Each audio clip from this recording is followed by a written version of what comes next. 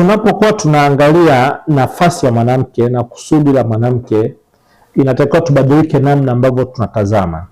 Tukimwangalia mwanamke katika kusudi lake, mwanamke amekuwa designed ili aweze kutimiza kusudi lake aliloumbiwa kikamilifu. Likewise mwanaume. Kwa hiyo ukiangalia hata namna ambavyo tumejengwa kisaikolojia, namna ambavyo tumejengwa kitabia, namna ambavyo tumejengwa kimaumbile, inaonyesha namna ambavyo tumekusudiwa katika namna tofauti. Kama tukijitazama kwa maana ya kuangalia makusudi ya mwanaume na mwanamke, ni rahisi sana tukacooperate na kuweza kutengeneza kitu ambacho kiko productive ukilinganisha na kama tunavyotazama nafasi.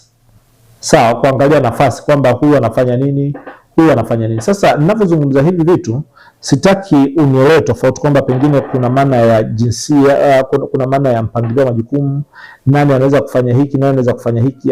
Hiyo sio swala langu hilo. Wataalamu wa jinsia, wataalamu wa studies za gender, hizi kuna kitu tunakitaga jinsia. Jinsia tunaangalia mpangilio wa majukumu ya mwanaume na mwanamke kwenye jamii.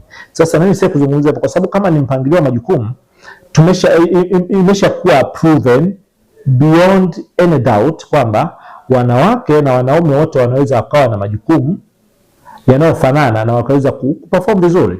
Kwa mfano, Tanzania tunaongozwa na Dr. Samia Suluhu Hassan. Huyu ni mwanamke na zaidi ya miaka 7 sasa analiongoza taifa, na tunaona taifa linasogea, linaenda mbele na mambo yanatendeka. Lakini recently rais wa Namibia juzi